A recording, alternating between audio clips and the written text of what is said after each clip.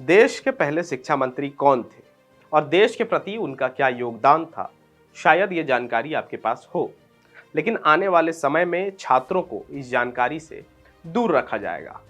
नमस्कार, हमारा नाम है ऋषभ गौतम और आप देख रहे हैं द फोर्थ पिलर .न्यूज़। दरअसल देश के पहले शिक्षा मंत्री रहे मौलाना अबुल कलाम आज़ाद का नाम एनसीईआरटी के किताबों से हटा दिया गया है। कक्षा 11वीं के राजनीति विज्ञान के पहले चैप्टर में उनका नाम था, जिसे अब हटा दिया गया है। थोड़ा विस्तार से जानते हैं इस मुद्दे को। कक्षा 11वीं का किताब है राजनीति विज्ञान।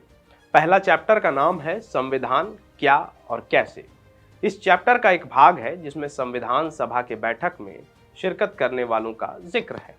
इस बैठक में मौलाना आज़ाद, जवाहरलाल नेहरू, राजेंद्र प्रसाद और BR अम्बेडकर मौजूद रहते थे, लेकिन अब इस भाग से मौलाना आज़ाद का नाम हटा दिया गया है। आज अगर सिर्फ मौलाना आज़ाद की बात करें तो उनके नाम पर चल रहे मौलाना आज़ाद नेशनल फेलोशिप, जो साल 2009 से चल रहा था, उसे भी पिछले साल बंद कर दिया गया। इस फेलोशिप में अल्पसंख्यक बच्चों को 5 साल तक मदद का प्रावधान था।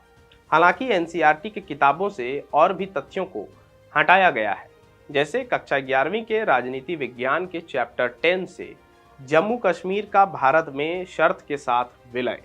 कक्षा 12वीं के राजनीति विज्ञान से यह भी हटा दिया गया जो महात्मा गांधी द्वारा हिंदू मुस्लिम एकता को लेकर जो काम किया गया था, और उस वक्त हिंदू चरमपंथी जो लोग थे वो इस चीज से नाराज थे। इसको लेकर आरएसएस जैसे संगठन बैन भी हुए थे। इन सब पर एनसीईआरटी के निदेशक दिनेश सकलानी ने कहा कि बदलाव को लेकर आधिकारिक जानकारी देने में कुछ तथ्य भूलवश रह गए होंगे।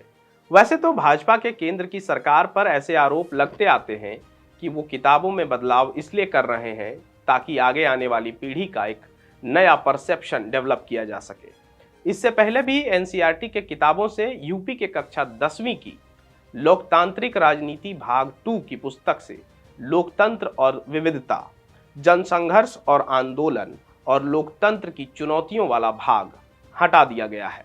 कक्षा 11वीं के इतिहास के किताब से इस्लाम का उदय, संस्कृतियों में टकराव और औद्योगिक क्रांति का पाठ हटा दिया गया है।